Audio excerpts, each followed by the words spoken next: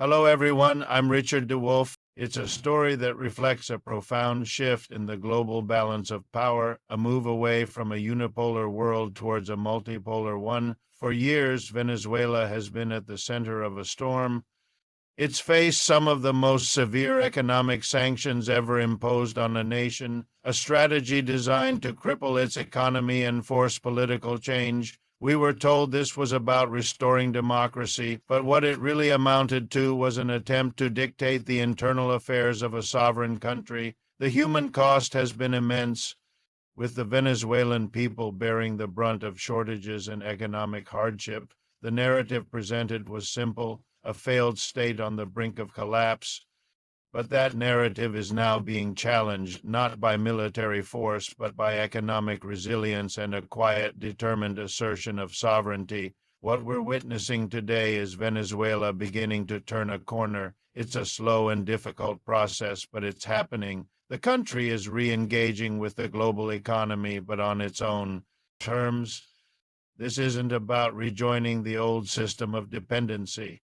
It's about forging new partnerships and strengthening existing ones, particularly with nations that respect its right to self-determination. This shift is crucial. It's a pivot away from the historical dominance of the United States and its allies and towards a network of relationships with countries like China, Russia, Iran, and others in the global south. Let's be clear about what this means. This is economic diplomacy in action. When Venezuela strengthens its ties with China, it's not just about selling oil. It's about securing investment in infrastructure, technology, and other sectors of its economy that were starved by sanctions. When it collaborates with Iran, it's about sharing expertise in circumventing economic blockades and developing domestic industries. These are not acts of aggression. They are acts of survival and strategic repositioning.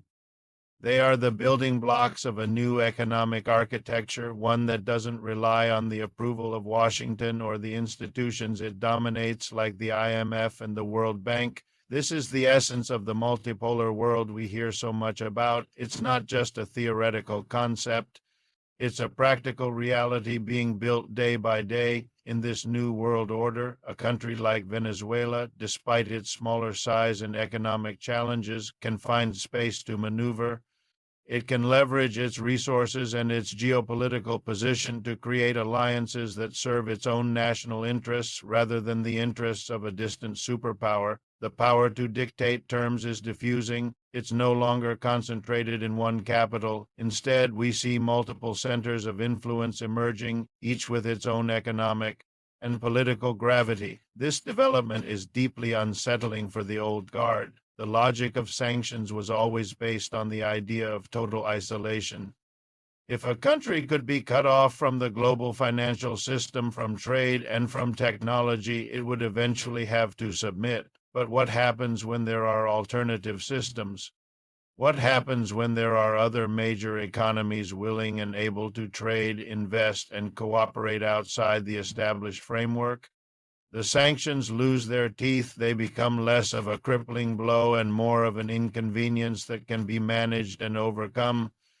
The Venezuelan experience provides a powerful case study. The country was pushed to the absolute limit. Its oil production plummeted, hyperinflation soared, and millions left the country. By all accounts of the old logic, the government should have collapsed, but it didn't. It adapted. It sought out new partners, developed new trade routes, and began to slowly rebuild its productive capacity.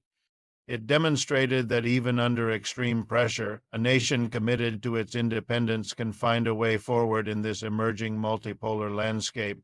This is a lesson that is not being lost on other countries in Latin America, Africa, and Asia who are also seeking to chart a more independent course. So when we look at Venezuela, we shouldn't just see the lingering effects of the crisis.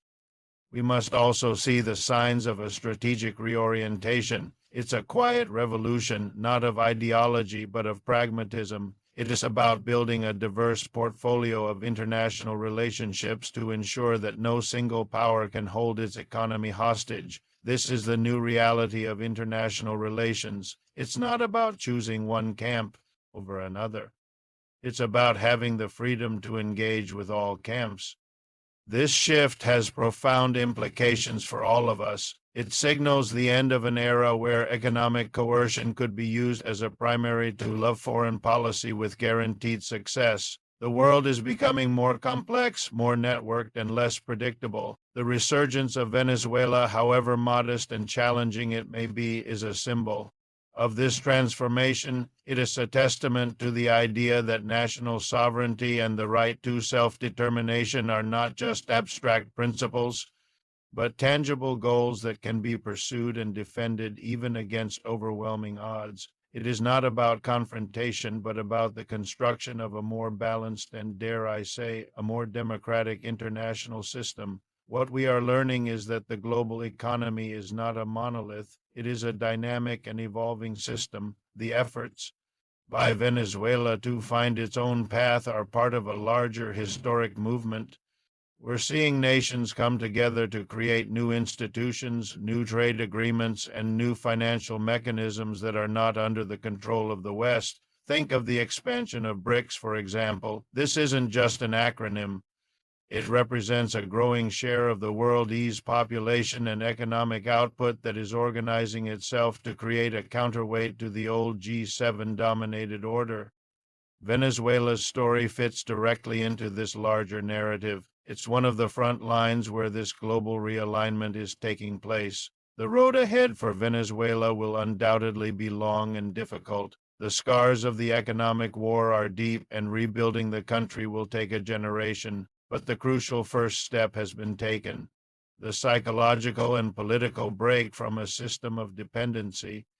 By refusing to bow to external pressure and by actively building a network of alternative partnerships, Venezuela has signaled that a different future is possible. It is a future where its vast natural resources can be used for the benefit of its own people, in a framework of cooperation with partners who respect its sovereignty. This is the story that often gets missed in the mainstream headlines, which tend to focus only on crisis and conflict. But the real story, the deeper story, is one of transformation and the determined pursuit of independence in a world that is itself being remade. It's a development that we should all watch closely, as it tells us a great deal about the kind of world that is emerging before our very eyes. Thank you for listening. If you found this analysis valuable, please consider liking this video, sharing it with others, and subscribing to this channel for more discussions that go beyond the headlines. Your support helps us continue to bring these critical perspectives to a wider audience. See you next time.